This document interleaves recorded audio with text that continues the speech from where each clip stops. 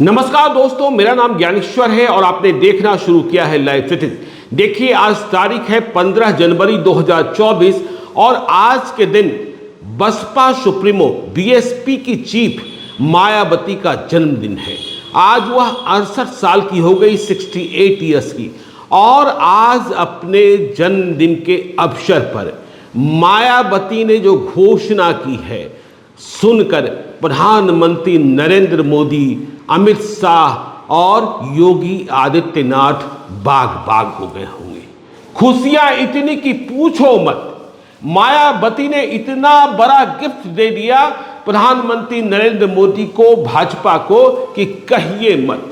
देखिए, 2024 के चुनाव के ठीक पहले मायावती ने आज अपना जन्मदिन मनाया और ऐलान कर दिया कि 2024 का चुनाव बीएसपी अकेले लड़ेगी। बहुजन समाज पार्टी, दलित समाज की बात की, वंचित समाज की बात की, जाति मुक्त समाज की बात की और मायावती का ऐलान।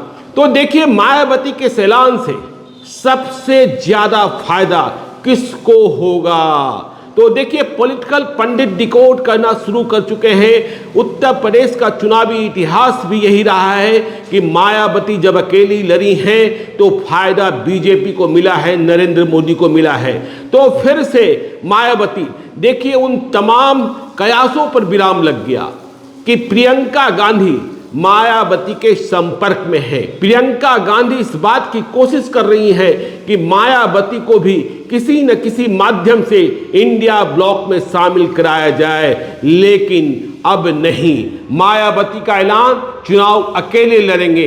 देखिए, राम जन्मभूमि अयोध्या प्राण प्रतिष्ठा 22 जनवरी को प्रधानमंत्री नरेंद्र मोदी अनुष्ठान कर रहे हैं 11 दिनों का।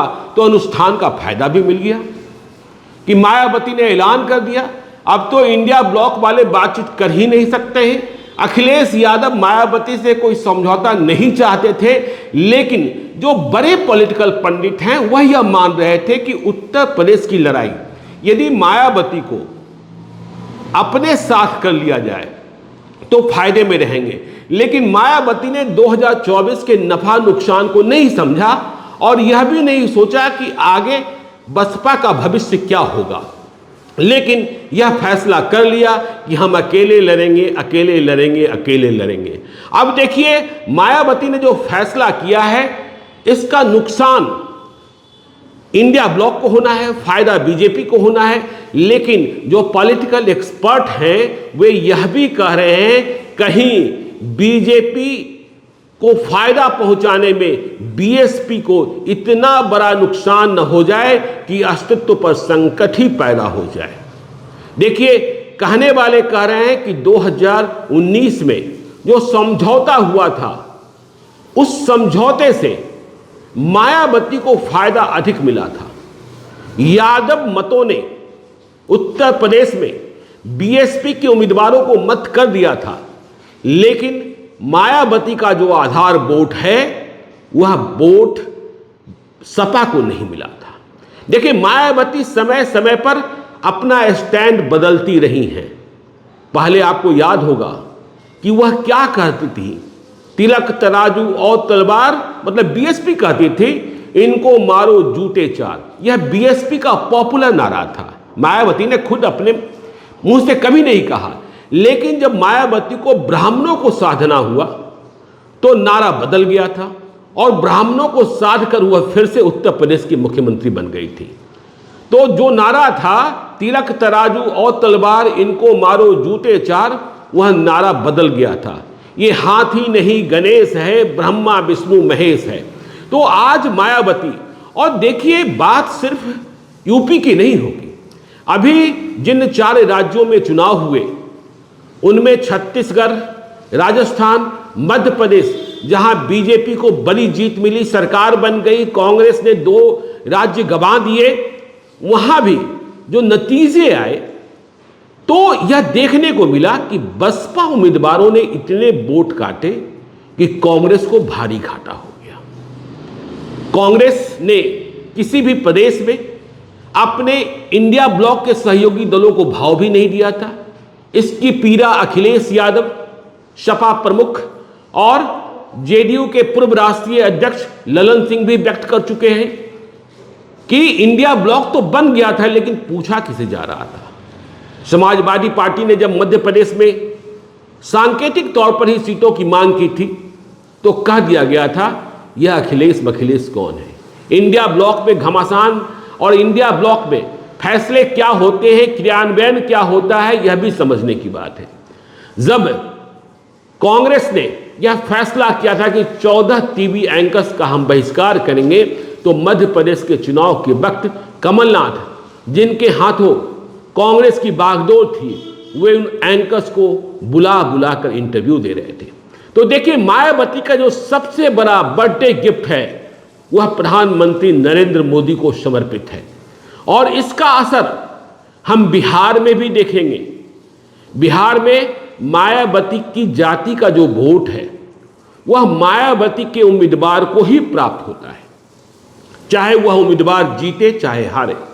हमने कई चुनावों में, लोकसभा चुनाव में, विधानसभा चुनाव में यह देखा है कि बीएसपी को जीत भले न मिली हो, लेकिन वह दूसरों की जीत हार को प्रभावित करती रही है कई विधानसभा क्षेत्रों और लोकसभा क्षेत्रों में।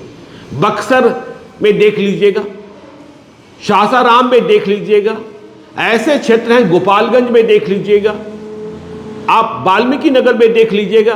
तो आज मायावती का जो फैसला है वह बीजेपी के लिए सुखदाई है, जो 2024 के चुनाव को बीजेपी की ओर से आधिकारिक रूप से इस नारे का ऐलान नहीं किया गया है कि 2024 400 पार, लेकिन लक्ष्य बड़े रखे जा रहे हैं। उत्तर प्रदेश में देखिए, भगवान राम की प्राण प्रतिष्ठा का असर तो दिखेगा ही दिखेगा, और अब मायावती जो ऐलान कर चुकी हैं, और चुनावी इतिहास ये है जब से नरेंद्र मोदी का अभ्युदय हुआ है कि जहां त्रिकोणीय लड़ाई हुई है, ट्रैंगुलर फाइट हुआ है, वहां फायदा बीजेपी को प्राप्त हुआ है। तो मायावती ने किन कारणों से, मायावती जो फैसला करती हैं या इधर के दिनों में जो राजनीतिक स्थिरता है, हलचल नहीं दिखती है, इसके पीछे भी कई वजहें बताई जाती है। केंद्रीय एजेंसियों का मामला बताया जाता है कि मायावती मौके पर खामोश हो जाती है।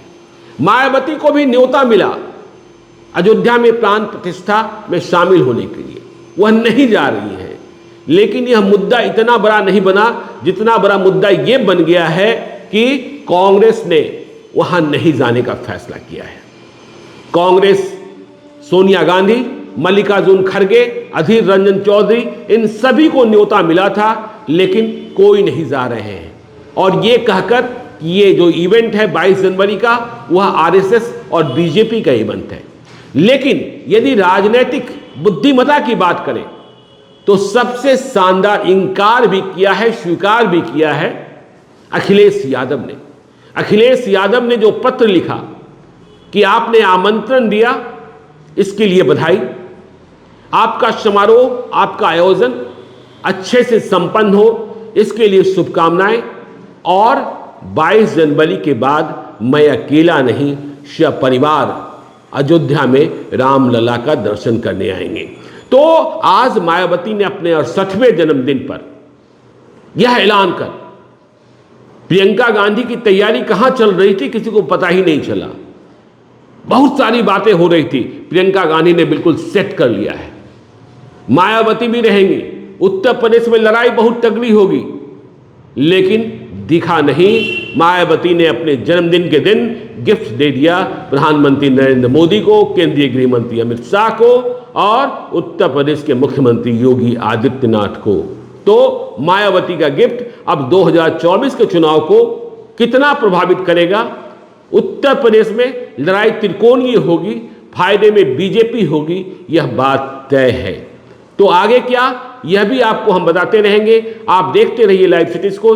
यदि अब तक आपने हमारे यूट्यूब चैनल लाइव सिटीज को सब्सक्राइब नहीं किया है तो जरूर कर लीजिएगा, और यदि इस वीडियो को फेसबुक पेज के माध्यम से देखें तो पेज को लाइक कीजिएगा, ट्विटर पर भी हमें फॉलो कीजिए। धन्यवाद।